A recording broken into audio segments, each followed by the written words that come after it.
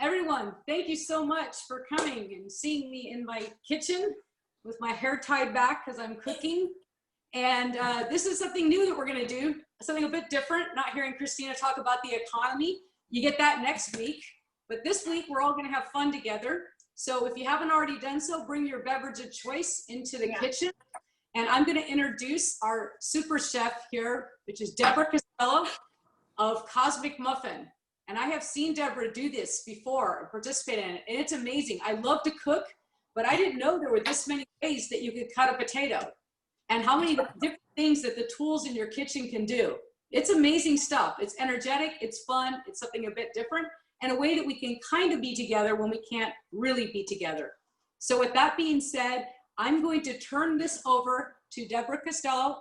I'm going to turn the camera off so you get a full view of her. And she's going to introduce herself and talk a bit about us cooking this evening. And the other reason I'll turn myself off is so that you can see the two cameras, not just her lovely face and her high energy voice, but also actually how to do things. So with that being said, thank you everyone so much for coming today. And we're going to get started. Thank you, Kristina, so much. I appreciate that. Welcome to the Cosmic Muffin Cafe Kitchen. Let me make sure I'm totally muted here. Okay, welcome to the Cosmic Muffin Cafe Kitchen. I am your chef today, Deborah Costello. I want to tell you a little bit about the Cosmic Muffin Cafe. What we do here is we offer personal chef services, different than caterers. Personal chefs come into your home and they cook on site. However, during the pandemic, this personal chef will shop for you, cook in her home, and deliver at your front door. And if you visit our website, www.cosmicmuffincafe, you will see the menus that we offer. We rotate them each month. In addition to cooking for you, what I love doing and what we're doing today is offering culinary classes. I used to come into your home, school, place of business, or some of the commercial kitchens I either rent or in my own kitchen at home. Now we're doing it all via Zoom, which actually opens up the world to Cosmic Muffin Cafe, and I'm very excited about that. I want to also mention, we've been in business for quite some time, but it was in 2014 that we shifted a little bit and started focusing on medicinally infused foods. And that's why our tagline is Hippocrates' adage, let food be thy medicine and medicine be thy food, which it is. We all know we eat for nutrition and for health, some different diets for different reasons. However, in your own home right now, as I'm speaking to you and not even looking in your refrigerator or cupboard, I know you have a plethora of medicine in the way of herbs, spices, and other foods in the refrigerator. So I'm going to talk about that a little bit as I introduce some of the ingredients that we're going to be utilizing. Today is paella. I love preparing paella. For those of you that don't know, it's a Spanish origin. It was actually, like all good dishes, a poor man's dish, or poor families, which they said those are the most flavorful. If you people in Spain and even Italy, but it started in Spain, big, it was actually the men, and they would use a great big pan or pot, usually a pan. And if they were fishermen, the paella, of course, consisted of rice, vegetables, and a lot of seafood. The fishermen often, I've read, used an oar to stir the paella in this great big pan. For those who were more inland, sheep herders and cattle people, they, of course, would utilize whatever they had on the ranches to incorporate into their paella. And for some, I mean, when things were lean, they would even incorporate maybe rabbit or snails, whatever you can find. So the point is, paella is a great dish, for a great way to use up leftovers, okay? So first we're gonna start, there's 3 parts to this for paella. We're gonna start with the sofrito. Sofrito is the foundation, the base. We're gonna get that started. Then we're going to incorporate the rice and the other additions to the paella. While the water is being absorbed, or the broth, I like to use broth, is being absorbed by the rice, then we're going to go ahead and prepare a composed salad as opposed to a compound salad. I'm really hot right now, you guys. I'm sweaty, so I may end up taking off my chef's jacket at some point. But right now, I'll get through this. So to start with the sofrito, I can't see if you're on, you should be able to see both my face and my cutting board. I don't know if you have to go to gallery view to do that, okay? But otherwise, we're good to go. I think maybe Caitlin pinned me. But let me go over the ingredients that you're gonna need to make the sofrito, okay? We want some, yes. Deborah, before you start, I should say a little housekeeping. Yes. Deborah's recommendation is to keep yourself muted, but if you have questions, please unmute yourself and ask. So that way, interactive event, but that way we don't hear everybody chopping and moving pans at the same time. Thank you, Kristina. And also, just so you know, make sure we have water. I have my wine. Sorry, it's just too hot, friends. I can't be chefy for you anymore. Okay. I have somebody on chat. So if you you can unmute yourself to ask a question, just chime in. I like knowing that there's people out there cooking with me. Otherwise, you can submit a question via a chat and we have somebody that can help us with that. Okay, now I'm ready. Whew. All right, so first we're gonna start. You need an onion, a Spanish onion. You could also have a white onion. I had these little mini bell peppers. Remember, we're cooking during a pandemic, so we can't find all the ingredients, it's okay to make substitutions. All right, bell peppers. We have bay leaf. We have fresh garlic. We have canned tomatoes. All right, mine are crushed. If yours are whole, that's okay, we'll talk about that. We have turmeric. Turmeric's a big spice, gaining lots of popularity for its health benefits. And so, yeah, I mean, you can even purchase turmeric tablets right now. But what I like mostly about turmeric is it's great for slowing down the growth of plaque on the brain. And plaque on the brain, just like plaque in your blood vessels and on your teeth, not good. Plaque on the brain impacts your memory, brain function. So turmeric, I put always a pinch of turmeric in my coffee beans after I grind them for flavor and to help. And we have paprika. I have a smoky paprika if you have a sweet. I have picante if you have sweet, dolce paprika, that's okay too, whatever your flavor is. Paprika is also rich in vitamin A, good for eye health. It's red. If you watch one of my videos, I talk about red foods. And paprika also helps to lower our blood sugar levels. Okay, so that's what we have here. We have some olive oil, a little olive oil, and I think that's it. That's it for a sofrito. So what we want to do, are you guys with me? You guys can be my audience. Are you with me? Yeah. Good. Okay, let's start first by chopping up the rest of our bell peppers. If you have a large bell pepper, I'm going to pretend this is a big, actually I have a big one. Let me get a big one. Okay. I'm going to use this large one.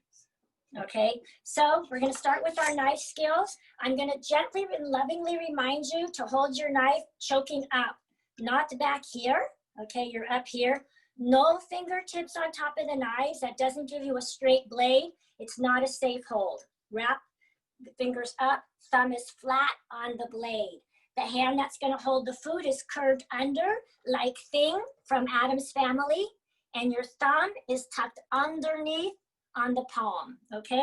So what I'm going to start with here, I'm going to remove the top and I'm going to remove the bottom.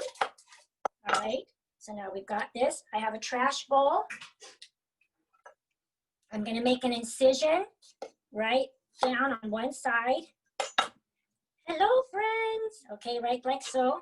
And then I'm going to open this up and I'm going to start to curve in here and remove the core, the seeds, and the ribs.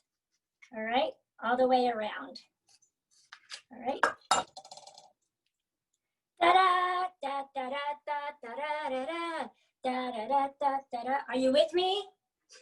I can't see my friends cooking with me, so if somebody needs to slow down, either chat in there, Deb, slow down, okay? Using my knife, I'm just gonna come in here and make some incisions from top to bottom onto the board. All right. Actually, I'm going to stick with this yellow because I think this adds beautiful color to my sofrito, okay? And then I'm going to show you, I want to dice. So this is a little bit too wide. So I'm going to go smaller, curve under, my thumb is hiding, and I'm gonna rock my knife through. And we're gonna do that with this entire bell pepper, okay? Got it? So, how are we doing on our chats, friends? Good? Good. Yeah, oh, now I have a little piece of rib here. Can you see that? So I'm just gonna remove that. Bell peppers have a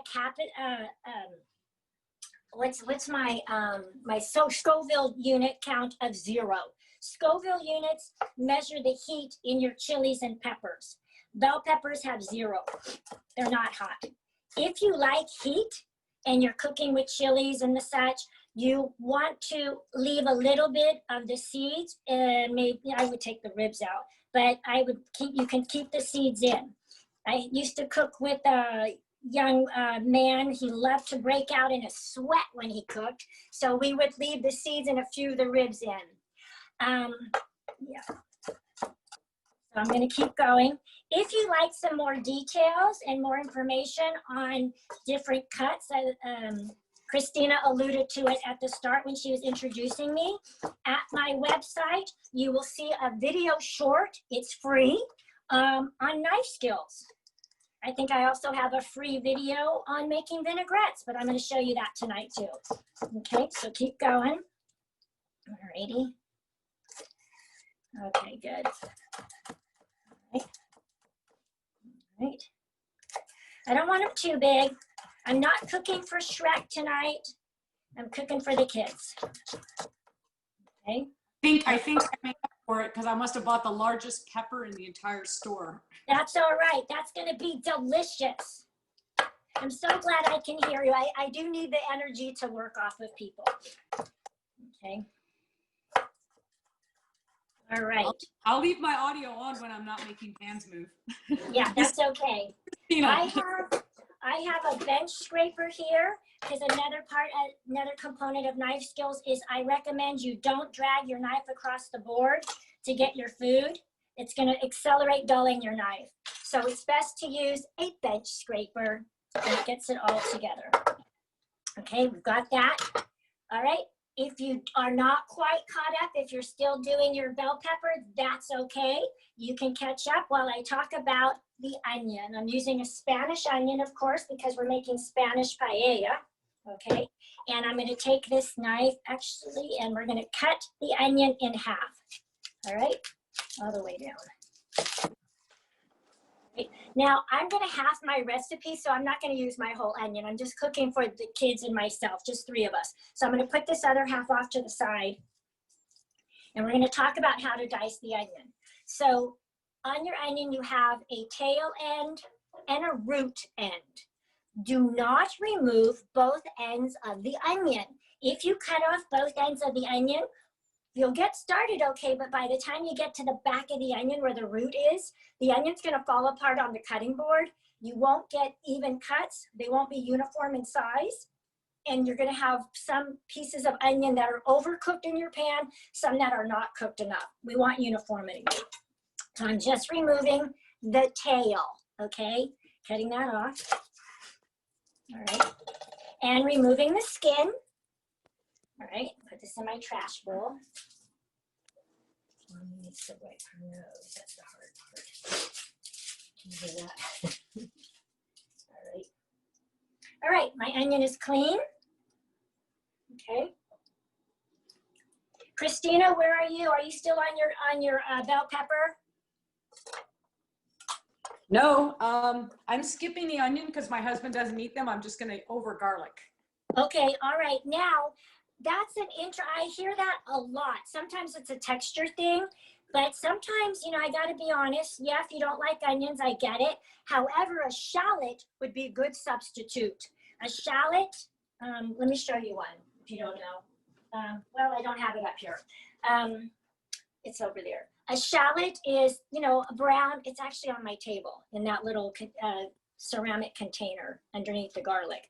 I'll show you a shallot. A shallot is, think of if onion and garlic went out on a date and they hit it off and made a baby, they would have a shallot. So it's a much more mild onion. So I don't know how your husband feels about that, but that's an option. Okay, so for us onion eaters, we're gonna go ahead. I'm hoping. Oh, look at, you're awesome. Cheers to you. We're gonna take the point of our knife, insert it down the center of your onion, right down the middle, give or take, alrighty? Then on either side of that onion, first I'm gonna go on right side, about a quarter or an eighth of an inch, I'm going north-south cut. And notice I'm being very careful to not cut into the root, okay? And I'm keeping my fingers out of the way. So here's my onion. Hello, hello friends. Okay, right like so. Then I'm gonna make an incision. Make an incision. I make one little one up here. I make a little one down here. And I have my fingers curved under. The thumb is hidden again. I get down here and I come on down, make a few cuts. Then I make a couple more incisions and go on down. Couple more incisions and on down. Kristina can still use this same technique on her shallot. She's just got to be more careful. Now, here, I'm okay, but if you feel like, oh no, chef, I'm getting too close to the end, it's getting close to my fingers, oh no, and I want you to turn it down sideways on the flat end and just finish her off. Okay, just finish her off. And I don't use my fingertips on my knife. Throw your trash away, okay? So we got bell peppers here, and we've got onion over here. This one's trying to marry in, okay? And the last item we're gonna get ready is our garlic. Christina's after my own heart. I think the recipe says 1 or 2 garlic cloves. I'm using 3 because we love garlic in this household. Let me move this out of the way. So I'm not going to use my garlic. You can, if you have a garlic press, feel free to use it. I'm not going to use it. So I'm just going to remove. This time I am going to take that root in, not the tail. This time for garlic, remove the root. Okay, and I'm going to do that on all 3 of them. Right. The trash. And then just like my noni taught me, just the side of my knife, crush my garlic. All right, crush my garlic. And then peel it off. And then just give it a rough chop with your knife, okay? All right. 1 garlic. 2 garlics. 3 garlics. You can have more if you want. And I'm just gonna go ahead and run my knife through this and just rough chop. Not too big. We don't want people to bite into a big chunk of garlic, okay? Unless they're fighting a cold.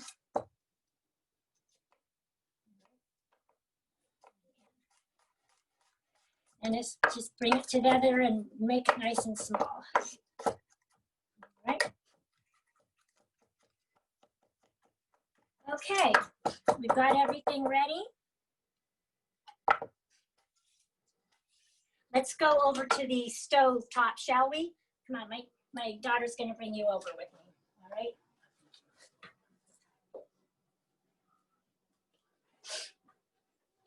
All right, do we need a light on here, do you think? How's the light, Addison? Light looks good. Okay. All right, friends. You can't really, actually you can't see me. So I am not using a paella pan yet. I'm using a standard skillet. In some families, they do everything in the paella pan, the sofrito and the paella itself, but I don't like to do that because I want my rice to have a chance to get toasted. When I teach you how to make risotto, there's a term called tostatura. That's how you toast the arborio rice, but we'll talk about that later. All right, so I'm gonna put on a little heat here, probably about, medium high. About 3 tablespoons of that olive oil. Let's get that into the pan. Okay. We want the olive oil to be shimmery. Shimmery means, for those of you who've been to Vegas, where we lived for 20 some odd years, and when it's really hot outside and you look at the road and it looks like there's like a watery mirage, that's kind of what shimmery is going to look like in your oil in your pan. We don't want to put food into cold oil. The food will just absorb the oil and taste greasy. greasy for those of you from the South, okay? So I'm gonna get that ready. And then I'm gonna, once this is in, we're gonna put the onions in first. We're not gonna caramelize them. We're just gonna let them get translucent, kind of clear and soft and happy. Once we smell the aromatic properties of the onion, then we add the garlic. I know a lot of recipes tell you add the onion and the garlic to the pan and saute. Don't do that. Let your onions get a head start.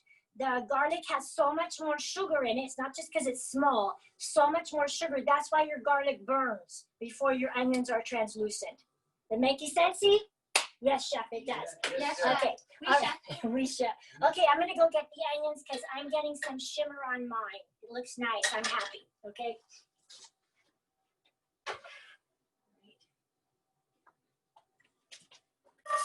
Oh, the sizzle. That's what we want to hear. That makes that's a happy sound. I'm gonna go get the other half of my onion.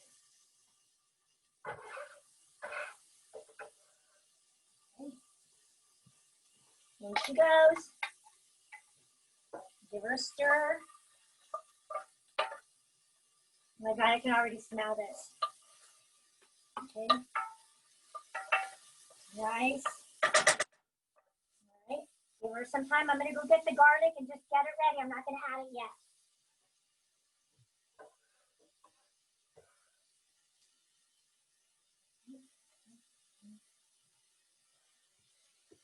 Let's take a sip of our adult beverage. That'll be perfect timing. Adult beverage, mine is red wine. That's a nice complement to paella. Whether you're putting seafood in the paella or other proteins or just vegetables, red wine is still appropriate for paella. Okay. Garlic going in. Chat master, we doing okay over there? Okay, good. Oh my God, this is heaven. It doesn't matter how many years I've been cooking and how often, how many days or meals per week, I still love this scent. This is so grounding. This is the foundation. That's what sofrito is. It's the foundation, the base for your for many foods in Spanish cooking. Okay. All right. Let's add our bell peppers. If you have add your bell peppers, my friends.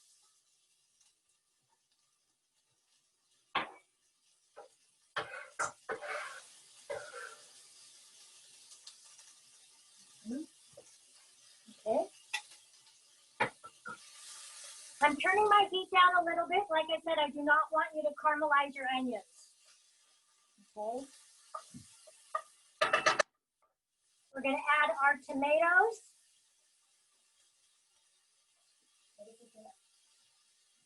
All right. If you bought whole tomatoes, I want you to just crush them with your hand as you drop them into the skillet. I prefer whole tomatoes myself, but this is what I ended up with today. All my tomato goes in there. Happy, joyful. All right. Question, Kristina here. Do you use the juice from the tomato can or just the tomatoes? Just the tomato. Good question. How much tomato? Did I not say in your recipe, my friends? I had what size? I had a 28-ounce can of tomatoes. For 3 people, I'm using half. Okay, so probably anywhere from 1 to 2 cups worth of tomatoes, depending upon how many people you're cooking for. As I said, I have 3 people, and this is what it looks like so far. Okay. Alrighty. Okay, let me get my spices.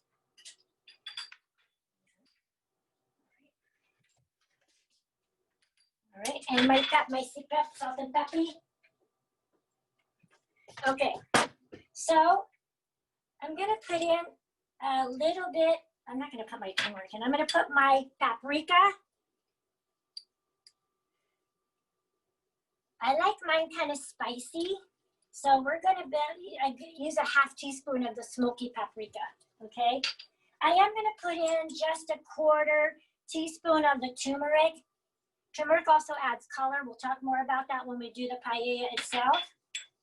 We're gonna drop in our bay leaves. Try to make sure you get big ones so you can fish them out later. My dad used to make the spaghetti all the time and never took the bay leaf out of the marinara sauce, and guess who got it on her plate every single time? Me. Okay, a good pinch of salt. A good pinch is 3 fingers. Actually, I want you to do that twice. Tomatoes like salt. And a pinch of pepper, not too much, because I use smoky, spicy paprika. And I'm gonna let this cook, okay? Mix it in there. All right, my friends. Now I'm gonna watch this. I don't want it to get too dry. If I start to notice that my pan's getting dry, I'm gonna add a little bit of either water or some of the broth that you have set aside with the paella, okay? Either way, so we're gonna keep an eye on that. Let's go back over to the cutting board and get things ready, talk about the paella itself. Okay. Right over here, baby girl, yeah. Okay. Sorry, Kristina with another question. Do we keep it on medium heat? Keep it on low heat. Low heat. Good question. Yeah, keep the questions coming, Kristina, because you know, like for every question, you have a question, there's 7 other people with the same question. All right, let me move my board here. All right. Setting up, I'll tell you, yes. I'm using turmeric from Peru. So. Oh, that's gonna be stunning. Beautiful color, beautiful taste. Beautiful. Yeah, fresh from, well, fresh from Yay, we're all clapping over here. It's worth traveling for spices. For those of you that learned about the spice wars in history in like junior high, that never made any sense to me. It totally does now. And we're going to talk about the world's most expensive spice, which goes into this dish. We're going to talk about that in just a moment. Let's start. Now I have capers. We're adding capers. If you don't like capers, you don't have to put them in. That's the nice thing about paella. All right, add some salt flavor, okay? We also have the Spanish, I did pimento stuffed olives. I want some of those. I like the way they look in my paella. And again, they're gonna add a little bit of salty, briny flavor. It's delicious, all right? I have some peas. I just took about a 1/4 cup of frozen peas. That's all I need for us. I have some, it looks like olive oil here. Okay, yeah, it is olive oil. You can use chicken broth or vegetable broth. I have vegetable broth here. I make my own when I've been doing knife classes and I have little bits of vegetables left over. I put them in Ziploc bags, keep them in my freezer. When I have like 4 bags full of veggie parts, not red ones, not beets, things like that. It'll turn your broth red and nobody likes red broth. But I keep them in there and then I make my own vegetable stock. That's what we have here. In that way, it's like paella. We have short grain rice. Now, prior to the start of class, I was asked jasmine rice, basmati, arborio is a good one. Arborio is short grain. Short grains of rice, they plump up and absorb the flavors of the broth and whatever you cooked it in, yet they maintain their integrity. So they might be standing close together, but they're not attached. Long grain, which is what we use when we make sticky rice, in addition to adding, vinegar and sugar. But long grain rice kernels stick together. I don't want this to be sticky. I want each kernel of rice to stand on its own. So I have short grain rice. I have about 1.5 cups here for all of us. A fresh lemon. I have vegetables I'm going to start with because I know many of you want to stick with vegetables only. Paella vegetal is vegetables only, okay? If you have chicken, you can add chicken. I'll tell you when to do that. And then also chorizo. I want to talk about the chorizo. Spanish chorizo and Mexican chorizo. I could not find Spanish chorizo, which is what I wanted for my paella. Spanish chorizo is much like salumi. You slice it, it's firm. Mexican chorizo, we squeeze out of the, can you see this? You squeeze it out of the tube. So this is, I'm gonna end up browning this, cooking this, the same way those of you that are using chicken will use yours. So I'm gonna put this in mine, but you don't have to have it in there if you're going veggie, alrighty? And then I also have, I don't need that here. Then I have here, what can I put it on so you can really see? Let me put it on this white plate. I wanna show you my saffron. Saffron, little threads of saffron. Can you guys see that? Kristina, can you see this? Okay. Okay. Saffron is Yes. the world's most expensive spice. These threads are actually the stamen of crocus flowers. They are hand harvested, almost with tweezers, plucked out. It takes thousands of crocus flowers to yield a small amount of saffron. That is why it remains the most expensive spice in the world. If you're curious, the second most expensive spice in the world happens to be vanilla. Vanilla, back in the 1800s, when women were baking, it was mostly women baking, they couldn't, if they didn't have vanilla to flavor and sweeten their foods, they would end up using rose water. Only the very wealthy families were able to get vanilla. The third most expensive spice, cardamom. Cardamom, but enough of that. Okay, I'm not gonna use my onion here because I have this. All right, I'm gonna ask my sous chef to give my sofrito a quick stir. I'm gonna ask you to do the same thing, okay? And then I'm gonna move this over and we're gonna go back to our stove, okay? Let me get this, let me get my saffron back in the bowl because I want my saffron, okay.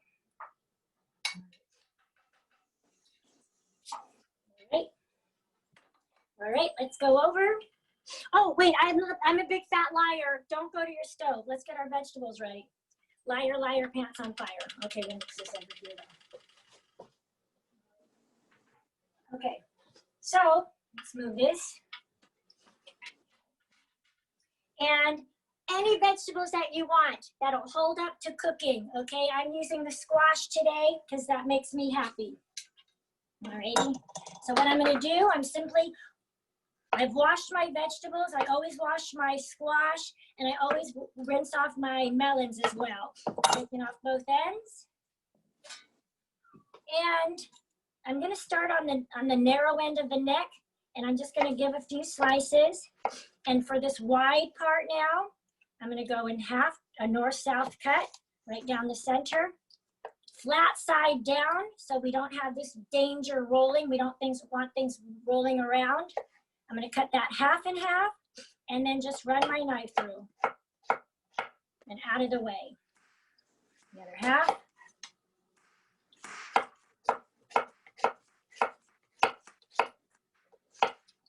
Okay. And my zucchini, she doesn't have a real narrow wide end, so I'm just gonna cut her in half, right lengthwise. All right, flat side down. I'm gonna do each half and half again. Like I said, we're not cooking for Shrek tonight. I'm chopping the way Jacques Pepin does. He likes to make noise when he works on the cutting board. He's like this. That's Jacques Pepin. Julia Child's best friend. Okay, so I've got my vegetables there, my capers, my olives, my olive oil, and my rice, okay? Alrighty, and my peas, I've got that here, and my chorizo, I've got that over here as well, okay? So now we can go to the stove, and with the paella. Oh, okay, yeah. Okay. Alrighty. I have a question, Christina. Yes, Do you ma'am. cut the olives in half or something? Because mine are huge. If they're too big, that you can, but it's not really necessary. They're going to shrink a little bit when you cook that.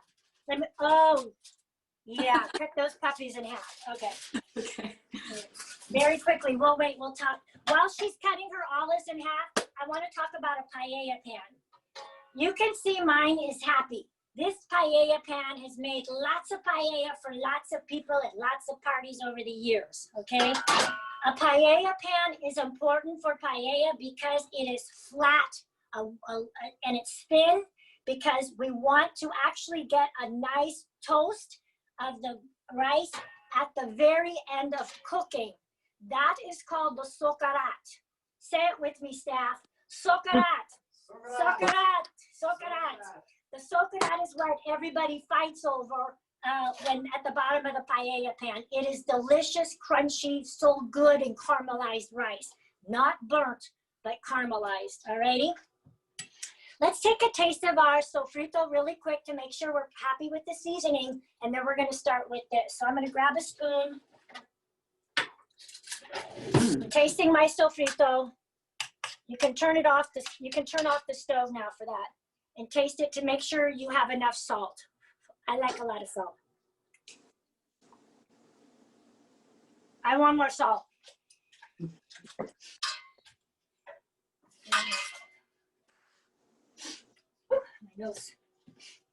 There, more salt. Did you see me wipe my nose on that picture? Okay. All righty. Okay. And then taste again. Make sure you're happy.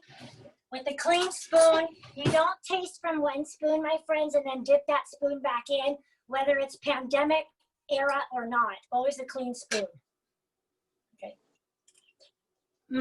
My camera's off. Uh-oh, your camera's off. That's all right. I can hear you, but can you see me? No, I didn't want you to see me licking my spoon and sticking it back in the pan. Well, I didn't want you to see me blow my nose, so there we're even now. Okay, so first thing we're gonna do, we're gonna turn this on medium low. I want it low, okay? Alrighty? And medium low, not low, alrighty? And some of that olive oil is gonna go in here. Again, about 2 tablespoons. This is a flat pan, you're not gonna need as much. I like to use wooden spoons. I'm an old Italian mom. These are great for stirring and spanking naughty children. Okay, so you can ask my son here. Not that bad. It's not that bad. You gotta catch the boys though. The boys run. Okay, I'm not promoting that. We don't do that. You gotta be careful now. Okay, Italian or not. We'll let this get shimmery, and then we're gonna add the rice. And I can smell the oil, okay? So I'm gonna go ahead, move this around. Add your rice. Once your oil is shimmery, all around. This is why I don't do the sofrito in the paella pan, because I can't get the start of that toastiness. If I have all that vegetable in here, it's just not gonna happen. So I want the rice right against the heat. That's how that happens. Okay, and move her around. Just kind of spread it in a nice thin layer. In case you don't know where to get a paella pan, of course you can go to Amazon because we're all shopping there. The size of the pan, I think the smaller, the 16-inch paella pans will serve about 2 to 4 people. That's then there's an 18-inch, maybe 4 to 6, depending upon serving sizes. There's a 22-inch paella pan, and All Clad makes a stunning, humongous paella pan. Paella, actually, I forgot to tell you, traditionally is cooked outside over an open fire. I love to do that. I've done that a couple times at parties. I've taken my paella pans and put them right over the coals on a Weber. Okay, actually a couple Webers because I had big pans. Oh my God, it adds so much to the flavor. So we're gonna get this toast, keep moving it around. I can see it's already browning. This is good. My God, it smells good. Kristina, do you have your rice in there? Yes, I do. Okay, good. Okay, if you are doing chicken or some other kind of meat, all right, and you decided to use the chorizo, the Spanish chorizo can go in later. The Mexican chorizo, because that's so loose, I'm gonna go ahead and cook that as if it was chicken. If you are only doing vegetables, add your vegetables right now. But those of us with meat product, that's gotta get started. Where did I put it, big girl? Can I just bring it? Okay, thank you. So I'm gonna squeeze my chorizo in. Oh, it's, you know what? It's not the chorizo I wanted, but the flavor is excellent. So I'm squeezing this right out of the casing. Let me move my spoon so you can see. Okay. Only using half of the chorizo that I purchased. I don't need that much. It's pretty. It has got a lot of flavor. Okay. Oops, escapees. Get the escapees in there. Okay. And break this in here. Move this around. Okay. All right, Deborah, it's Kristina. You put the meat in now? Yeah, you sure do. Okay. Yeah. Now I smell my rice, so I'm turning down my heat. Okay.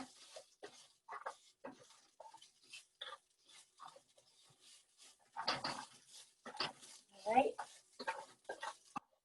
I'm moving this, making it all happy. Oh my God, this is beautiful.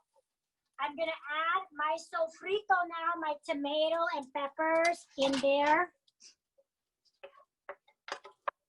Your chicken should, oh, important note, your chicken should be cut in small cubes to cook quickly. Sorry, I didn't say that sooner. My hands are sweaty. Let me get this.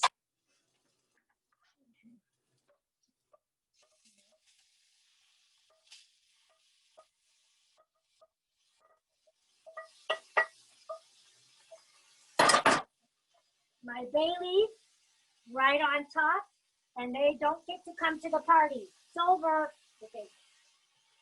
So, add this in. I'm gonna put about a quarter cup of my vegetable broth in right now. You hear the pan, it's talking to us. There we go.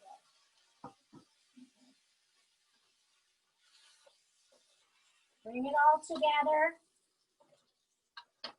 If you have seafood, notice I did not tell you to add the seafood yet. Seafood cooks very quickly. That goes at the end.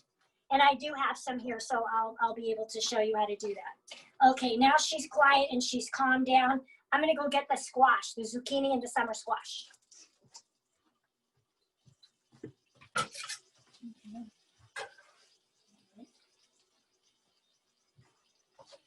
There's my squash. We have not added the capers or those big fat olives of Kristina's yet, not yet.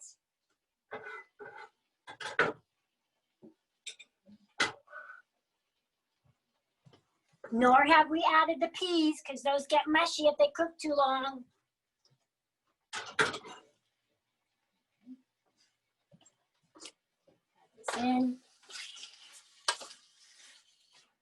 Now we're going to season.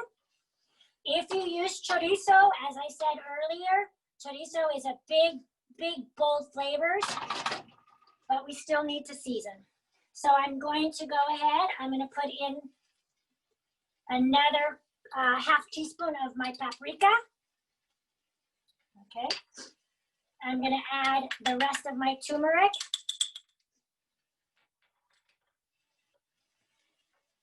My saffron, I am going to bloom her first. That means I'm going to give her a little bit of the broth. Let her come alive. Can you see her? Thank you, Chef Deborah. Ah, she's so happy. Alrighty. And now in she goes. All of my saffron. Actually, I don't care for saffron. I think it has a metallic taste, so you don't have to use it, but it is an important ingredient in paella. Okay. It's what makes paella paella. Okay. Salt. Now remember, you seasoned your sofrito, so you don't need to go crazy. Okay. Now let's add enough rice, add enough broth so that you can cook your rice. Now, This is on low, and we are going to watch this so that the liquid doesn't cook off and burn the rice quite yet. We're going to turn the heat up at the very end after we add our seafood, if you're using seafood, so that we could get our socarat. But right now, this rice, you can even tell by looking at it, it's hard and crunchy. She's not anywhere near done. So I'm going to add this in. You should have anywhere from 2 to 4 cups of broth, and you can always add more, but you can't take it out if you put too much in. So that's why I usually say a 1/4 cup at a time, or a ladle, a couple ladlefuls, a soup ladle. All right. Okay. So tear off a piece of foil for yourselves and cover loosely while the liquid's absorbed. We will be adding more liquid as this goes. So this is where paella is similar to risotto, okay? Except risotto, we are standing there and adding bits of broth as we go, okay? But right now she's okay. Alrighty? What temperature? What temperature do we leave it? Low, again, on low, honey, on Low. low. Yeah, Okay. medium, low. I need more of this. I'll probably need, there's more in the fridge and eventually let you add maybe another cup. All right. Okay, we've got that. So you've done your sofrito. You've got all the ingredients except for the capers, olives, and peas or seafood that is not in the paella yet. We'll add that shortly when we give our rice more time to cook. Meanwhile, we're gonna go over and I'm gonna teach you the difference between if you don't already know, maybe you do, the difference between a compound salad and a composed salad. So I'm gonna carry you on over here, okay? Actually, baby girl, I am going to wipe my nose while you set this up for me. Okay.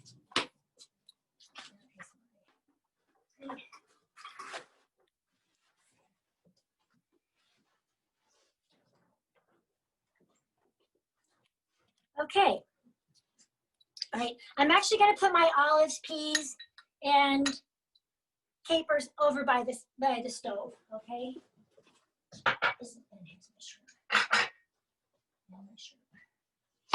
And my shrimp over there too. And I'm bringing my wine back. Alrighty, let's talk about our salad. We're doing a composed salad. A compound salad is what many people are familiar with. You know it as a tossed salad. A good example of that would be those of you who used to go to Olive Garden. I used to have a chef friend who loved all of the chefs have one dirty little secret of a place that we go to eat that we're not really proud of. And one chef I know loved Olive Garden.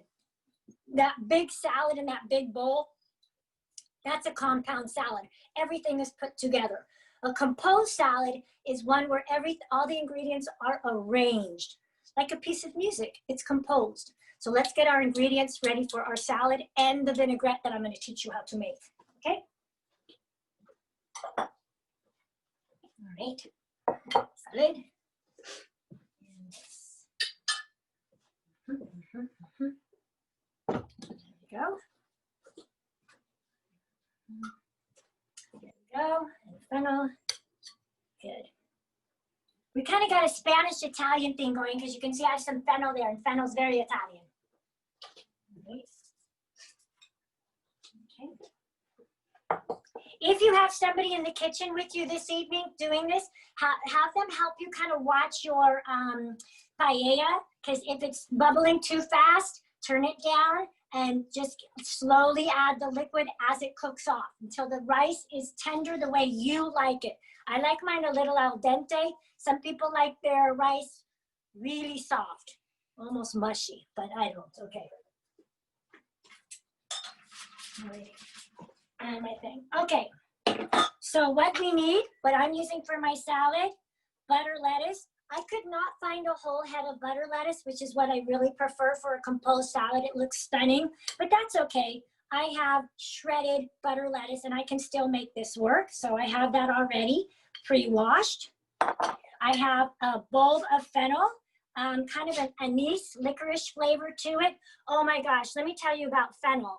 Fennel is high in vitamin C and vitamin A, phosphorus, magnesium, and potassium. And not only that, it freshens your breath and helps settle your stomach. I love this. Those bell peppers, I wanted to talk about them. I think I did talk about bell peppers, I'm sorry. Then we also have a cucumber. I had half a cucumber, I'm using that. Some scallions, I'm using that. And that's all gonna go into my salad. I have some dried fruit. I'm utilizing raisins.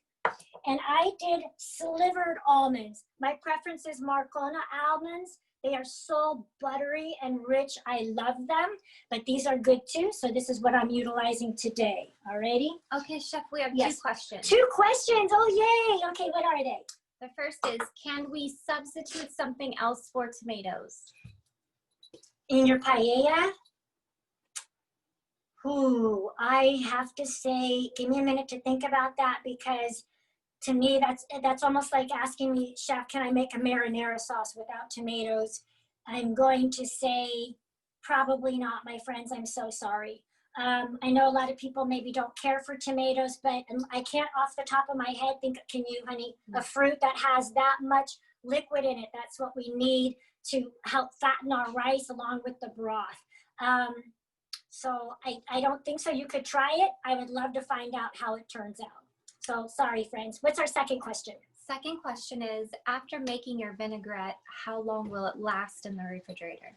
About a week. So, and we haven't done the vinaigrette yet. So I'm going to compose the salad first, and then we're going to make that vinaigrette. Vinaigrette, homemade vinaigrette, covered, can last about a week in your refrigerator. That's how long mine has lasted.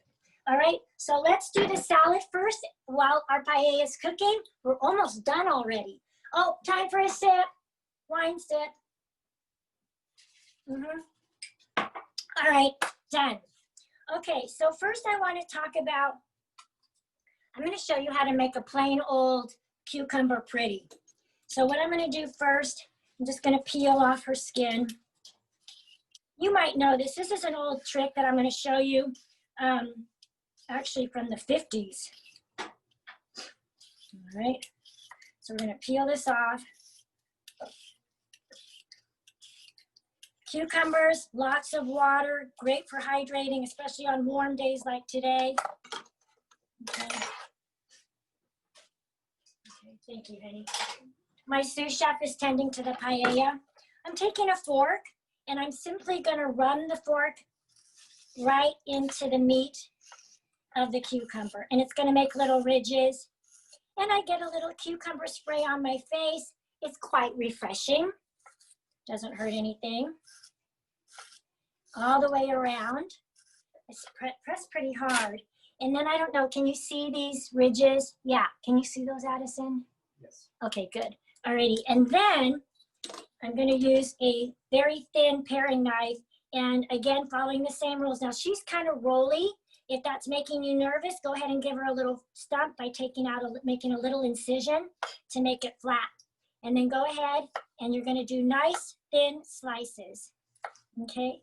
And then look at, see the little ridges. I don't know if you can see the ridges? Can you see that? Sort of, kind of.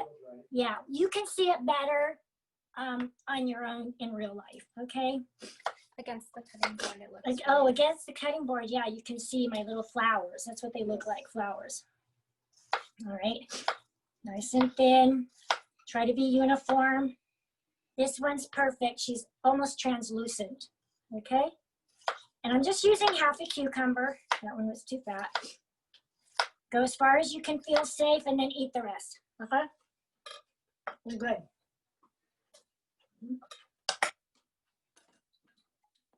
Side. My scallion, my green onion, I'm taking off the weak ends. And I'm using, you can use your knife. I like to use my kitchen shears for my green onions, and I just go ahead and make little cuts. Same thing, this is great. This is a great way to trim your chives, because chives are so fine. All right? That allergy medicine didn't do anything for me. And I'm not going to use too much, just for a little accent. All right, over there. Move this. Okay. And that's it. All right.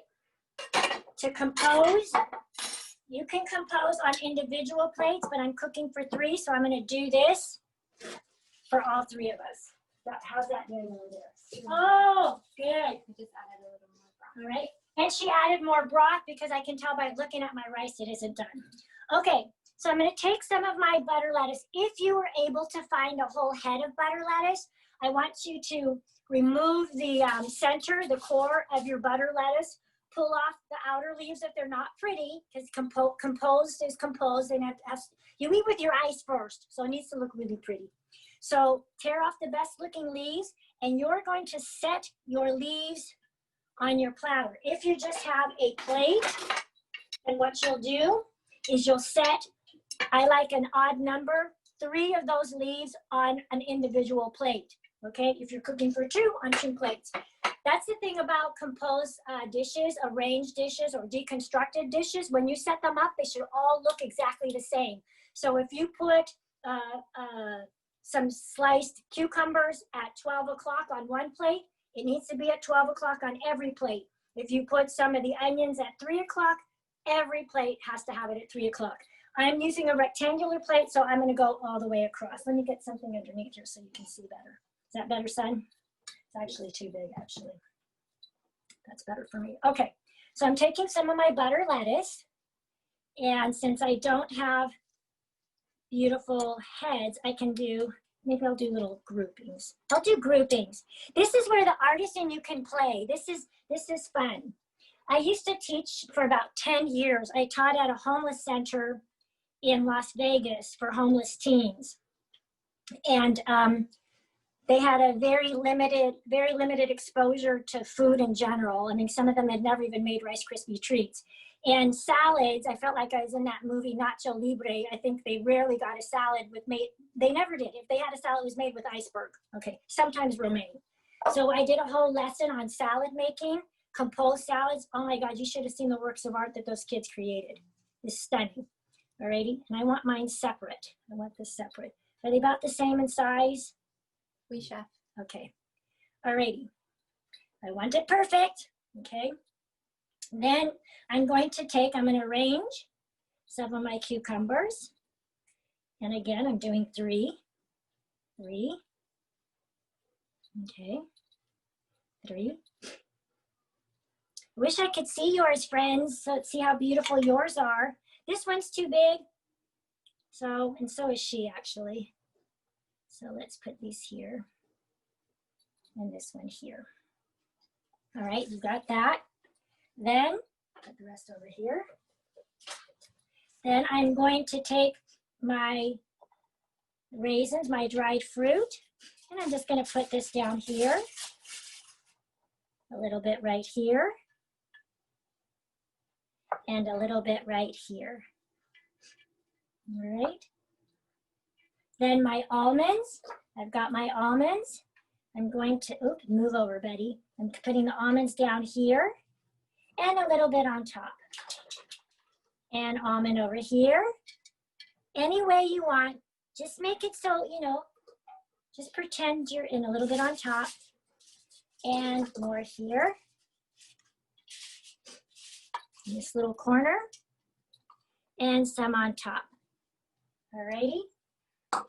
I'm going to scatter my scallion. Scatter the scallion. I have a seed here. Get out of there. Alrighty. And here. And here. She's very pale. I think she could use a hit of red, but that's okay. I didn't do that today. I like a little color. Alrighty. Good. That's it. That is a composed salad. People forget to season their salads. I get asked all the time about the pink Himalayan salt. That's a finishing salt. And a finishing salt is perfect for a salad.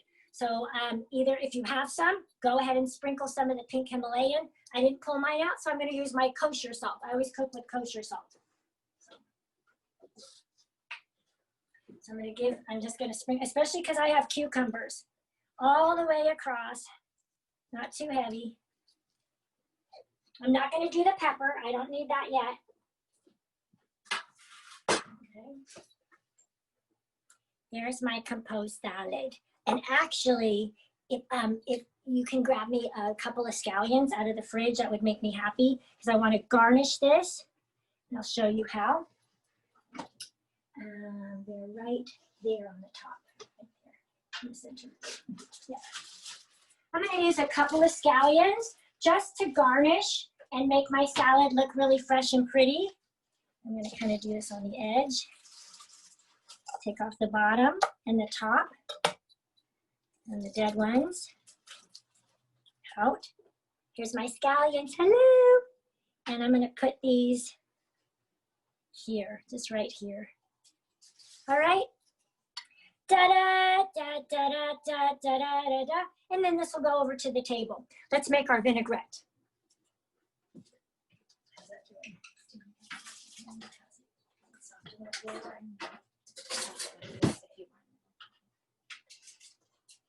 I took a little spoonful of my paella because I want to see how done the rice is. And I want to check my seasoning too.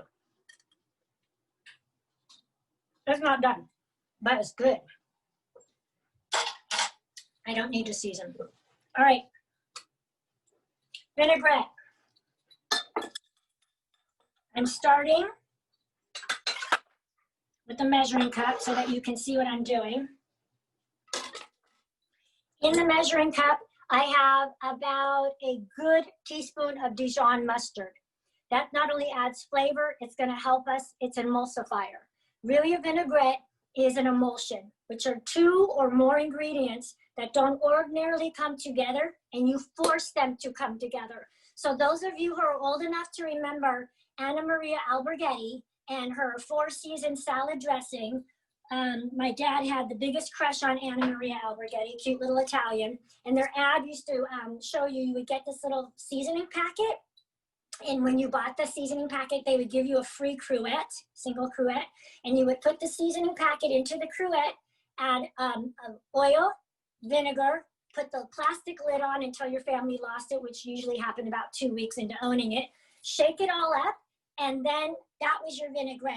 As soon as you set it on the table, the oil and the vinegar separated. And I remember telling my dad, I must have been maybe 7, 8 years old, and said, Daddy, because that was my job, the dressing's broken. So even at that young age, I knew something was amiss. So the mustard helps us to alleviate that, but also the technique in making your vinaigrette is what helps to really alleviate that problem.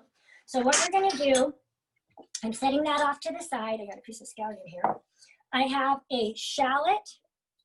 I have oil. I used olive oil. If you prefer, you can use avocado oil. You can use hazelnut oil. You could even use sesame seed oil, whichever oil you like. But tonight I'm using olive oil.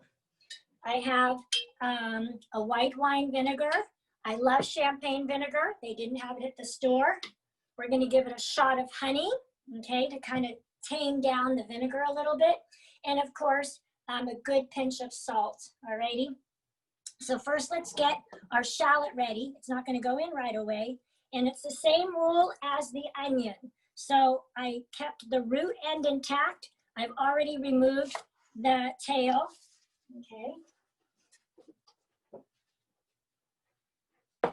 And I'm gonna do the same thing. I'm gonna go in there from the root without making an incision. I'm gonna go right down the center. And then I'm going to go on either side of that first incision all the way to the cutting board. So again, you have this fan of a shallot, all right? Are you with me? Yeah. Okay, all righty. And same thing, I'm going to make an incision down the center of my shallot. This is pretty big. Have you noticed how big shallots are these days? You're not going to use the whole thing for your vinaigrette, okay? You could also use garlic. I love garlic in my vinaigrette, but we're staying with shallot tonight, okay? Yeah, I would love to tell you I'm with you, but by the time I wipe my hands and turn my volume on. Oh, I've moved on? Okay, you know what? I'm going to wait. Great, this is so fun. Thank you. Good. Well, I'm gonna give you all a moment to catch up while I take a couple sips of wine, okay? All right. And my other bit, and with this, and my shallot is off to the side, okay? I want my shallot really, really small minced, so I'm gonna use my large knife and kind of go through her one more time, okay? Because I don't want anybody biting into any onion-like flavor, okay? How are we doing on time, friends? What time is it? 6:13. Okay, we're doing good on time. We started at 5. Wow, we're doing great on time. This is gonna be ready just in time for dinner. Yeah, yes, okay. All right, okay. So if you have an orange or a lemon or a grapefruit, I like to do that. If you have one in the refrigerator, go ahead and get it. If you don't have it, that's okay. You can use all vinegar only, but I like a mix of fruit and fruit citrus juice and vinegar. So I'm going to cut my orange in half. All right. I'm going to use my nifty little squeeze. A lot of you have these at home, and I see people when I go visit, they put it in like here. I know it looks like it goes that way because it fits so beautifully, but really she needs to go this way so that the juice can come through the holes. Okay, so I'm going to put this in here, and I'm going to squeeze this right into my measuring cup with the Dijon.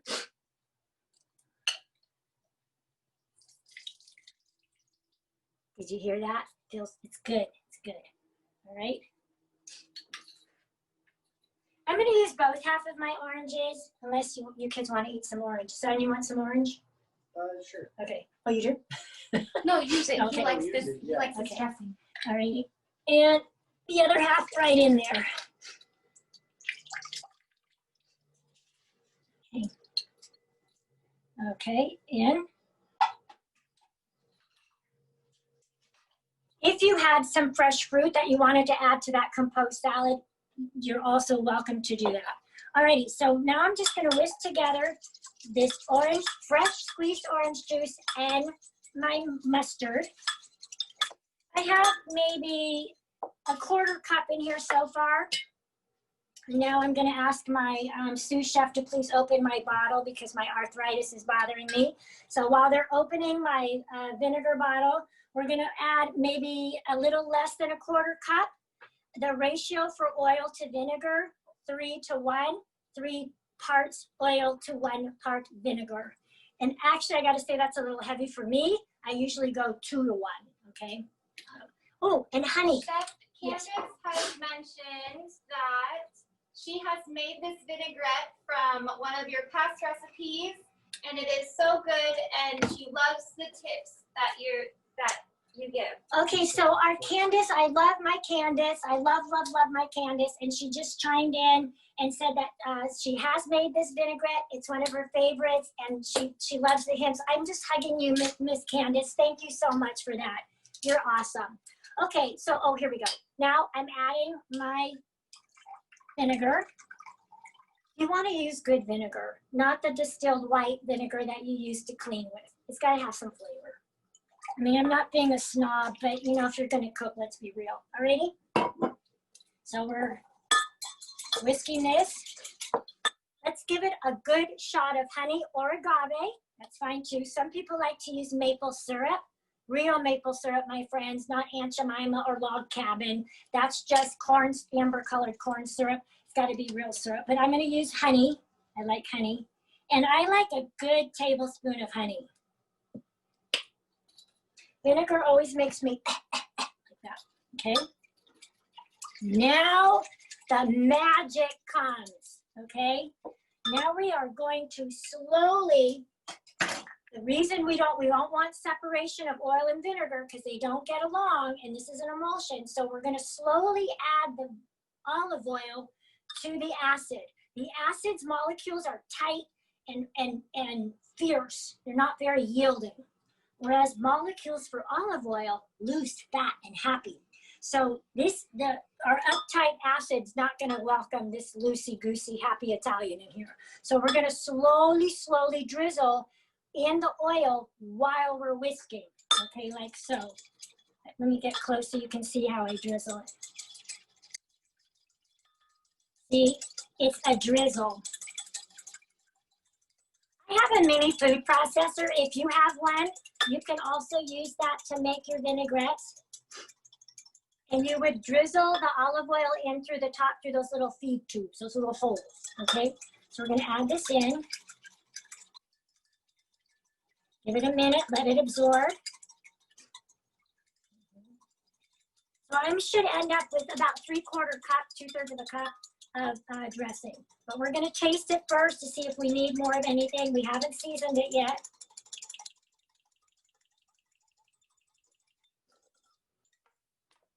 Pinch of salt. 3 fingers is a pinch, not 2. That's Tinkerbell. 3's good, okay? You do that.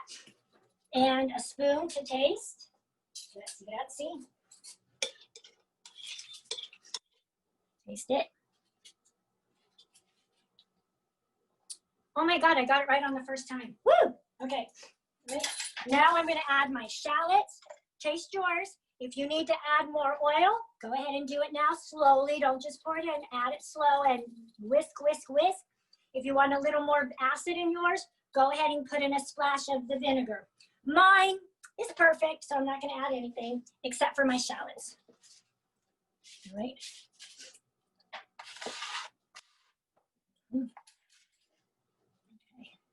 Chef, the rice is close to being done. Oh, the rice is close to being done. Okay. So now I'm not going to dress my salad until I'm ready at the very last minute. I'm just going to spoon it on and drizzle it over my salad. I'll show you that when we're ready. Okay. So, hey friends, you forgot to remind me of the fennel. Okay, let's do the fennel. That's on our salad. Okay. Can I show you the fennel? Do we have time? Yes. Okay, good. All right. Let's talk about fennel. So we don't need big core, big top. Okay, when these have the big fronds, these are beautiful to garnish with, but she doesn't have big fronds. So I'm gonna go ahead and cut her right in half. I don't need the whole thing because there's just a couple of us tonight. Alrighty, cutting off the top, this all out. And that big core in the center, can you see? It's kind of hard. That big core, it's like a little triangle. I'm going to lay flat end, and I'm going to go in, and remove the core. We don't need that, okay? I'm going to taste an outer leaf to make sure I'm happy with this one. I love fennel. Italians love fennel. Raw, braised, baked, fried, grilled. Anyway, it's good. All right. And what I'm going to do, I'm just going to pull a couple leaves off, and I'm just going to do some julienne. Julienne matchstick. These are kind of fat, but that's okay. And I'm going to go add this to the salad, and we're going to walk over to the stove. Get a little bit more.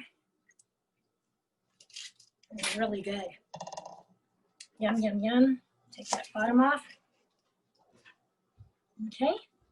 And nice. Okay. I forgot the fennel. I almost went out in my yard and pulled one out of the ground, but yeah, that's all right. That's all right, honey. That's all right. I almost forgot it too. All right, so I'm going to add this to my salad.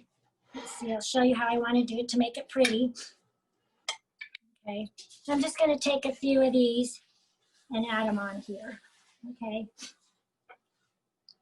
There we go. There we go. Isn't that pretty? Can you see, friends? See? Look. Nice. Alrighty. Whee! Alrighty. The rest of it is for the chef to eat. As I said, fennel's great for settling your stomach. All right. Let's go over to the stove and finish off the paella. Okay.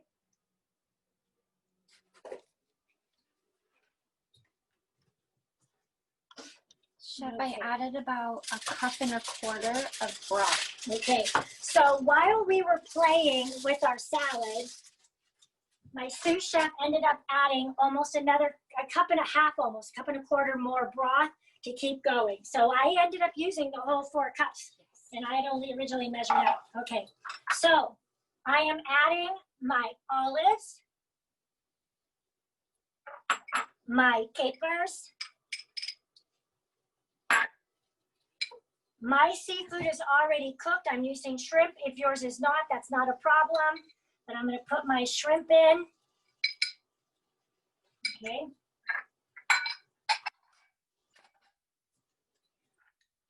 Peas. Nice bright color. Oh my God, it's coming. It's happening. Okay. And give it a good stir. Oh my God. Can you bring that camera closer, baby girl, so they can see? I'm going to have Kidda bring the camera closer. So, oh my God. How's that look, son? Is it showing? Oh my God. Okay. There you go. Look, friends. There. This is what happens. Now, if you're using uncooked shrimp, which actually you should be, chef cheated, okay. Let that cook. As soon as it turns pink, I've used lobster, I've used halibut, I've used, what else, scallops, whatever. And as I said at the start of this paella is a great way to use up leftover vegetables or proteins in your refrigerator that you don't have much of. Throw them into the paella. All right. So now that mine is cooked, I'm going to go ahead and turn the heat up at the very end here to like to high, so I can get that socarat on the bottom. So, but I'm staying right here. I'm not walking away because it's really easy to burn. Paella pans are very, very thin, okay? And they don't really conduct heat that well. It's just like all over the place. So that's how we get the socarat at the bottom. But you have to tend to it. You don't want it to burn. While that's happening though, I want to taste for seasoning one more time before I plate this out. Oh my God, this is beautiful. Okay. Always taste, don't put your food out. Don't set it on the table without tasting it.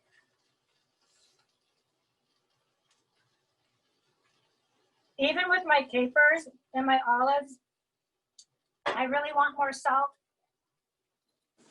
So I'm going to put another pin. Oh, look, she knows. I have, okay. So those of us over the age of 60, perfect, like a lot of salt. And while I'm waiting for your seafood to catch up to mine, I'm going to remind you that your taste buds on your tongue, in the cheek, inside your cheeks, down your throat a little bit. Think of your taste buds as flowers, as buckets. And when you're very young, when you take a bite of food, or even sometimes when you smell it, your taste buds open really wide like that when you're young. That's why you see children take a bite of something and go like, oh, like that is too much. When you're in your 20s, they only open here. 30s, 40s, 50s, 60s. So here, this is where mine open.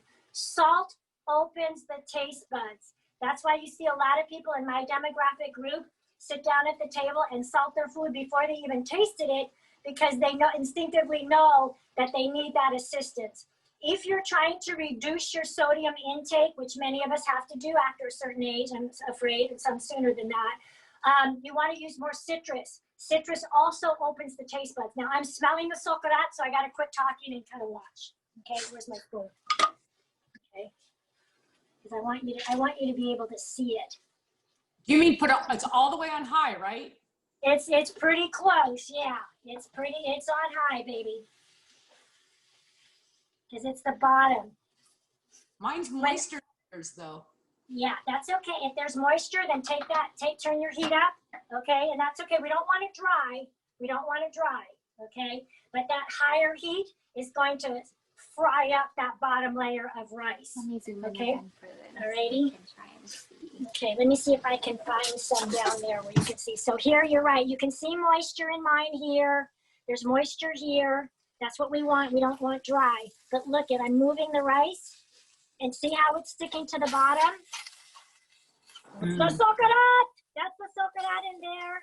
There's some more there. It's happening. It's happening right there. Okay. Good.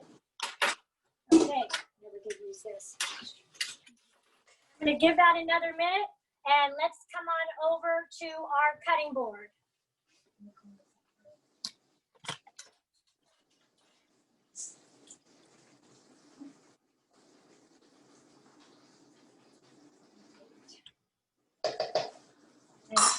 Okay, Chef, we have a question. We have a question. I'm going to put this up. Are we going to make drinks with rum, fruit juices, and soda water? Did I send the recipe for that? For the somebody just asked if we were making the beverage with rum, soda water, and fruit juices. I didn't know I had included that. I think It was in the recipe, yeah. Oh, did I send the ingredients? I thought okay, so I took that out. I'm so sorry, my friends. We would have started with that, but I was worried that I was overwhelming you with the recipe list and instructions here. So just consider that recipe a gift, and that would be a really nice addition to this, this menu for sure, okay? But we'll do it on another evening, but you have the recipe. Alrighty, I'm gonna go ahead and I'm gonna drizzle some of this dressing onto my salad.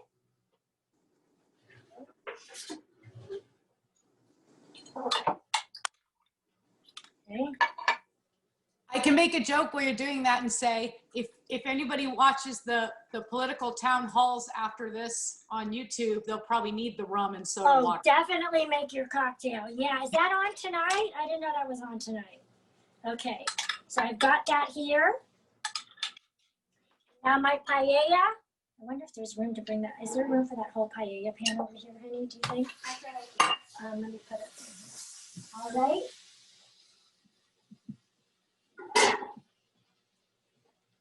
Okay. Let me get that.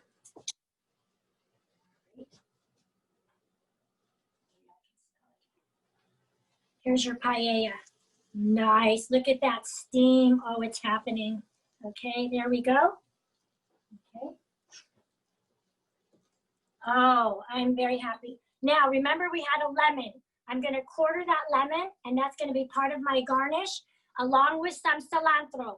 I know not everybody likes cilantro, so you can use flat leaf parsley for garnish. It just livens it up a little bit, but you don't have to if you don't like it. That's fine. Chef, we have another question. Another question. Okay, I'm quartering my lemon. What's the question? They asked, how do you know if you're getting the crust on the bottom? You look. First of all, you'll smell a little bit of a burnt smell, and then you'll see when I was showing you right here. Here, perfect. Can you, pull that up. See, there's a little char on my shrimp, and then right down inside here, it's stuck to the pan. That's your socorat. It's stuck to the pan because we scrape it off. Usually those of us in the kitchen eat it. Okay, so that's how you know. That's how you know. Alrighty, so let me get that in there. Put my lemon. I'm going to garnish with my lemons. And remember earlier when I said that lemon and citrus will help open your taste buds the same way salt does? I'm going to take one wedge. I'm going to give a good squeeze of lemon all over it. And this is especially helpful because I have seafood. And then the rest of my wedges, I am going to set on here as garnish. Okay, there you go. And I'm going to use a little bit of cilantro. I like cilantro.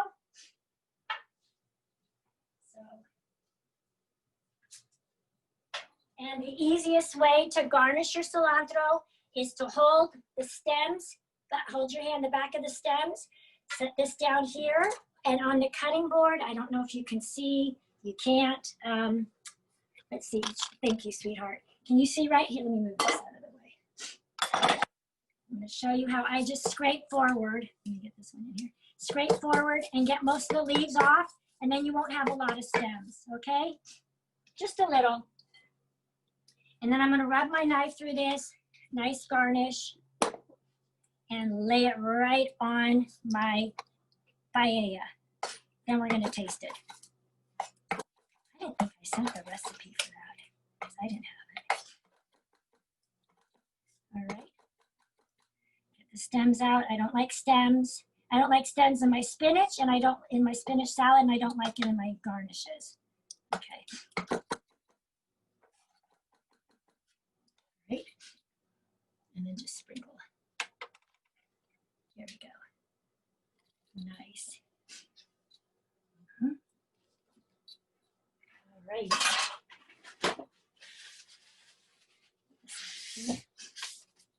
Okay. All right. Let's plate up and see how this tastes.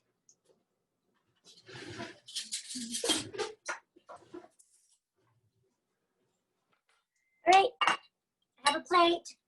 I'm going to scoop some up right into my plate here. And my shrimp. Scoop up some of the socorat because I like it. All right. Let's take a taste. I like an olive. Hot, hot, hot.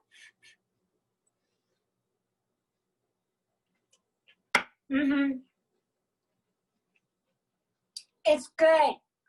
Is anybody else at the tasting part yet? Is anybody there? It's delicious.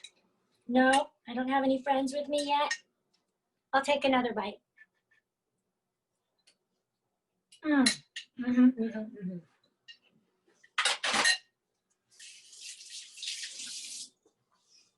Okay. That's it. Kristina, where are you? Where are you, Candice? Where are my friends? Let me know where you are in the process. If yours is done, if you have a question. I just ran down the hill to my garden to get the parsley. Oh, good for you. Okay, so Fresh. hold the stems, scrape forward to get those leaves off.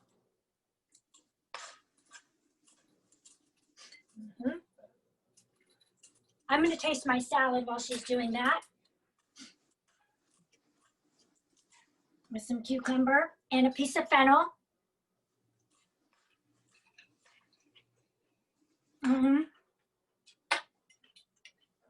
Oh, yum. The paella, the salty and brininess of my olives, the richness of the chorizo, the combination of spices, healing my body and altering my mood, which, by the way, saffron does that for you too. Saffron's also been known as an aphrodisiac. It's also a mood elevator, much like chocolate. So that's all happening here. The salad, the brightness of the dressing because of the orange in it, the crunch of my almonds, the sweetness of the raisins. It's delicious. I hope that your meal is coming together. I hope that you all learned something with me. Again, while you're finishing up, I want to remind you, if you visit our website, www.cosmicmuffincafe, we have free video shorts. We also are in the process of posting full-length instructional classes that you can buy online. All the recipes will be provided along with the shopping list. I won't leave the booze and the cocktails out. I will include that. This time we omitted that. And then also the menus that we offer for food prep, those are on there as well. For those of you, one of the medicines I did not talk about is I also use a lot of CBD and medicinal marijuana in my foods for chronic pain or pain management. Those people like my youngest brother who I lost to cancer, which is why I got into this medicinal focus in the first place. Long, ugly battle with cancer. And he used to smoke his medicine. Of course, the doctors weren't happy about that. And he passed before I could start infusing his food. So I do it for other people because it was too late for my brother.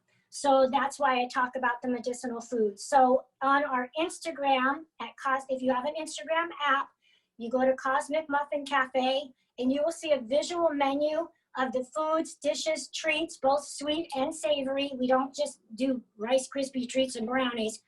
Everything is infusible. So you have a visual menu for that.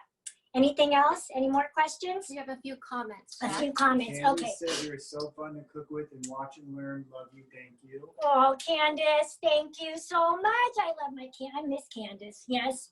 And then Jan said, awesome. Thank you so much for sharing your food and kitchen with us. Thank you, Jan. I don't know you, but yay, thank you. Yes, and anybody else, my friend? That's it so far. That's it. So I want to let you know that these Zoom cook-alongs are a great way to celebrate a birthday, an anniversary, maybe just a party for two. It's a romantic thing to do, to cook with your partner, and I'll guide you through it. So we're available for private cook-alongs, which is exactly what Kristina has so graciously done. So, and bigger groups, obviously, team building for work and families. Sometimes families need team building. So this is a great activity for the family. I think that's it. I want to thank you for spending your time with me this evening. I feel so blessed to you let me into your kitchen. Yes, and oh, Deborah said, thank you. Your paella smells wonderful and we're ready to eat. We will send a picture to Kristina. yes, send the pictures. Yeah, somebody said to do that. Thank you. Kristina, you want to say goodbye to all of us? I want to tremendous thank you for doing this. No, It was a thank you. busy day at work, and I felt like I wasn't prepared when I came in the kitchen. And you just immediately put me at ease, and I just really enjoyed it. And I'll show you what you have Let me created. see. Oh, look at you. It's beautiful. There you Yeah. go. So yeah, she's got some liquid in there, and part of that, actually, I'm so happy, is that that's part of the reason for the importance of a paella pan, because her pan is full, and so there's not enough surface area for that liquid to evaporate as quickly as mine did in the paella pan. So get thyself a paella pan. Another comment. And soup. Yeah, so that's okay. It'll keep cooking. And if it doesn't cook off, you can go ahead and pour a little bit off, because you don't want your rice to get too mushy, okay? So you can ladle some of that liquid out. One more comment, Wendy said, great cooking lesson. Loved it. Thank you. I smiled from beginning to end. Oh, Wendy, thank you. Thank you Wow. so much, my friends. This is great. I wish I could see you all, but I hope to hear from you in the future, in the very near future. I'm here. I love doing this, and I'm available to all of you very, very soon. Thank you. I want to say to everyone, thank you for doing this weekend. I thought it'd be fun to do something. We can't be in person in events, but we could connect in other ways. Please give us your feedback on this. Yes. Would you like to do this again? Would you like to do this around the holidays and cook some more fun stuff? Let me know what you think, because I actually greatly enjoyed this. And get your feedback. And tremendous thank you to not only Deborah, but the team. The team. Yes, Team I want to Costello. thank my daughter-in-law. She's my food photographer. Those pictures that I was just talking about on Instagram are care of her. And also she's many years now, she's been my kitchen assistant. So she's in my head. She knows what I need before I ask for it, because some of my kitchen assistants over the years have not been in my head and got the snappy Chef Deborah. My daughter-in-law does not get the snappy Chef Deborah. And my son, Addison, is my webmaster, my IT guy. He's an artist, musician. He's super talented. And he's also, both of the kids are really good at calming mommy down. So I can't do this without them. So thank you, Kristina, for letting me call them out for that. Thank you. Thank you, all of you. Have a great evening. Next week, back to the economy. So That's enjoy right. the paella. That's right. Back to numbers. The 22nd, Good night, election of the everybody. economy. Yep. Bye-bye. Okay. Bye and good night.